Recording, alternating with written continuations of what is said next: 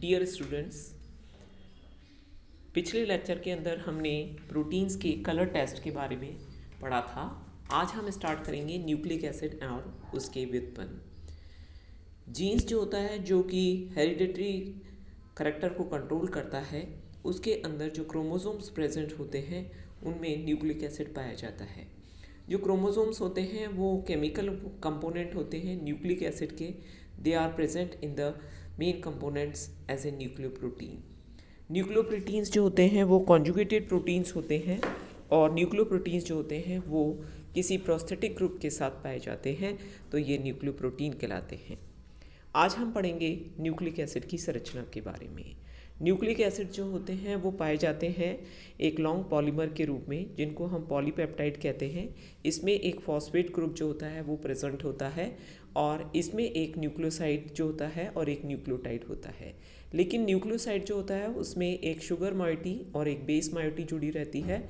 Sugar जो होती है वो फाउंड आरएनए में पाई जाती है, जिसमें राइबोस शुगर पाई जाती है, और डीएनए में डीऑक्सीराइबोस शुगर पाई जाती है। इनके स्ट्रक्चर्स जो हैं वो नीचे दिए गए हैं। जैसा यहाँ पर आप देख रहे हैं, ये फ्यूरेन फॉर्म के अंदर मौजूद हैं और दूसरे कार्बन एटम के ऊपर पहली वाली संरचना में H और OH लिखा हुआ है, जो हम पहले भी कार्बोहाइड्रेट में पढ़ चुके हैं।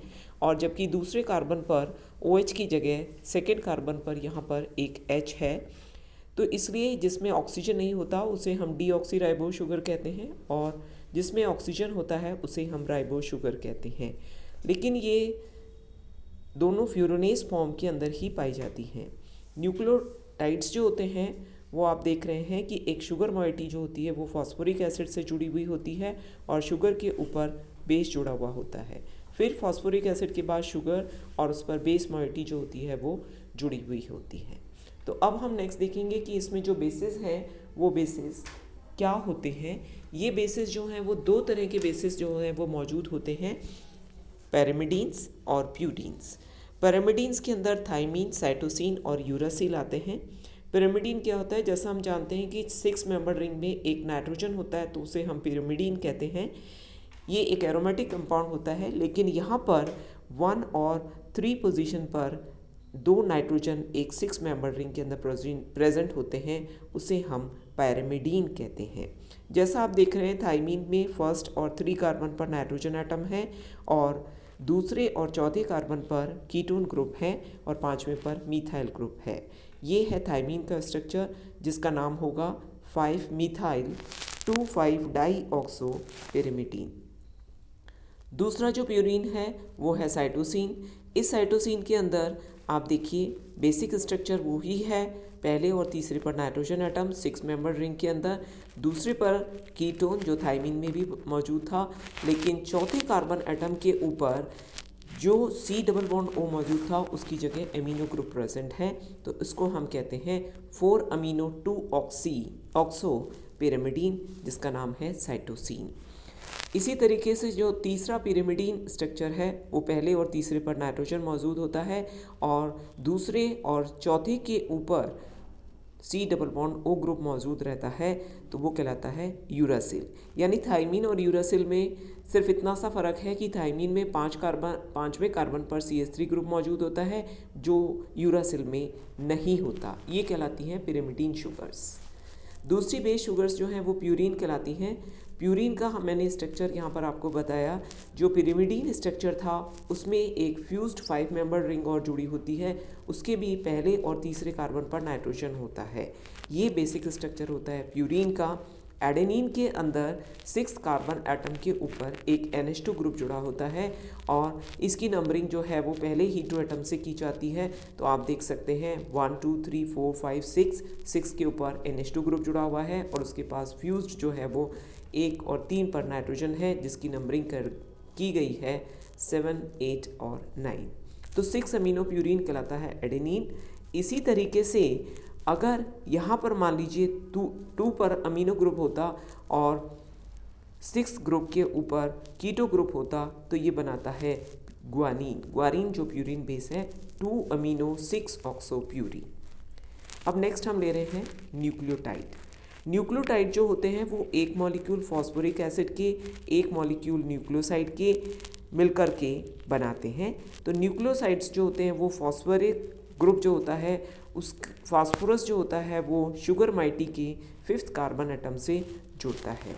इसकी पोजीशन के आधार पर ही इसको हम न्यूक्लियोसाइड कहते हैं, टाइड कहते हैं। नेक्स्ट हम ले रहे हैं न्यूक्लियोसाइड। न्यूक्लियोसाइड जो होता है वो एक बेस और एक शुगर माइटी से मिलकर के जुड़ता है, अर्थात न्यूक्लियोटाइड में से अगर हम केयरफुल हाइड्रोलिसिस करके फॉस्फोरिक एसिड को निकाल दें तो वो जो है वो न्यूक्लियोसाइड बन जाता है। यहाँ पर 4 तरह के न्यूक्लियोसाइड मौजूद होते हैं डीएनए के अंदर: डीऑक्सीसाइटोसिन, डीऑक्सीथाइमिडीन, डीऑक्सीएडिनोसिन एंड डीऑक्सीग्वाइनोसिन। जबकि आरएनए में जो है वो डीऑक्सीराइबोस की जगह राइबोस शुगर जो है वो मौजूद होती है और इसमें यूरासिल बेस जो है वो मौजूद होता है। एक न्यूक्लियोसाइड के अंदर शुगर का पहला कार्बन एटम और पिरिमिडीन का पहला नाइट्रोजन एटम जो होता है वो आपस में जुड़ता है। तो पिरिमिडीन का पहला कार्बन एटम जो नाइट्रोजन के रूप में मौजूद है और शुगर का पहला कार्बन एटम जो है वो मिलकर के न्यूक्लियोसाइड बनाता है। तो इस तरीके से अगर ये शुगर जो है वो C9 पर भी जुड़ सकती है अगर इसमें बेस जो है वो पिरिमिडीन की जगह प्यूरीन हो, अर्थात C1N1 अगर जुड़ता है तो पिरिमिडीन बनती है, C1 और N9 बनता है तो ये प्यूरीन बनती है। इसका मतलब एक बेस यूनिट जो है वो शुगर के साथ जुड़ती है तो ये न्यूक्लियोसाइड बनाती है, जैसे एडिनोसिन जो राइबोस और एडेनिन से मिलकर के बनती है। जैसा आप यहाँ पे देख रहे हैं कि एडेनिन का स्ट्रक्चर हमने लिखा है और एक राइबोस शुगर यहाँ पर लिखी हुई है जिसमें दूसरे कार्बन एटम पर एक H और OH मौजूद है। तो आप देख रहे हैं कि पहला कार्बन एटम शुगर माइटी का और 9th कार्बन एटम जो है वो एडेनिन का मिलकर कंडेंसेशन करता है और एडिनोसिन बनाता है न्यूक्लियोसाइड के रूप में। नेक्स्ट हम ले रहे हैं पॉलीन्यूक्लियोटाइड। पॉलीन्यूक्लियोटाइड के अंदर बहुत सारी मोनोमर यूनिट जो होती हैं वो न्यूक्लियोटाइड की फॉस्फोरस डाइस्टर बॉन्ड के द्वारा जुड़ी हुई रहती हैं और इस तरीके से एक पॉलीन्यूक्लियोटाइड सीरीज़ जो है वो बनती है।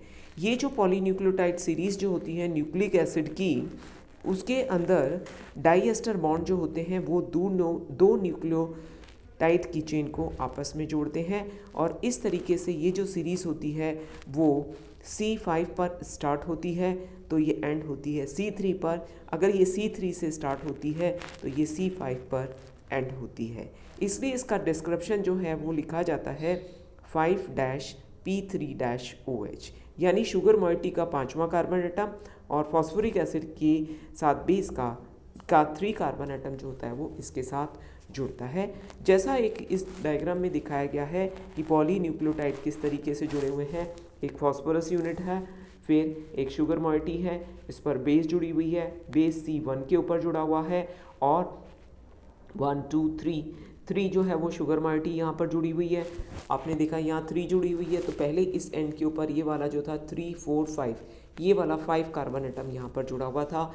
फिर नेक्स्ट इस फॉस्फोरिक एस्टर के बीच में यहाँ पर पहले कार्बन एटम पर बेस है और तीसरे कार्बन एटम पर फॉस्फोरस यूनिट जुड़ा हुआ है और 5वें कार्बन पर बेस है। तो इस तरीके से ये न्यूक्लियोटाइड सीरीज़ जब बहुत लंबी हो जाती है तो ये पॉलीन्यूक्लियोटाइड सीरीज़ जो है वो कहलाती है और इस पॉलीन्यूक्लियोटाइड सीरीज़ के अंदर फॉस्फोडाइएस्टर बॉन्ड्स जो होते हैं वो मौजूद होते हैं। ये जो फॉस्फोडाइएस्टर बॉन्ड्स होते हैं ये एक लंबी श्रृंखला बनाते हैं। अगर इसमें से हम फॉस्फोरस को अलग कर दें तो बेस और शुगर माइटी जो है वो न्यूक्लियोसाइड कहलाती है। बेस और शुगर माइटी जो फॉस्फोरस के साथ एक यूनिट के साथ जुड़ती है तो वो न्यूक्लियोटाइड कहलाते हैं। और जब बहुत सारे न्यूक्लियोटाइड्स एक लंबी चेन के अंदर जुड़ जाते हैं तो ये पॉलीन्यूक्लियोटाइड्स जो हैं वो कहलाते हैं। Thank you.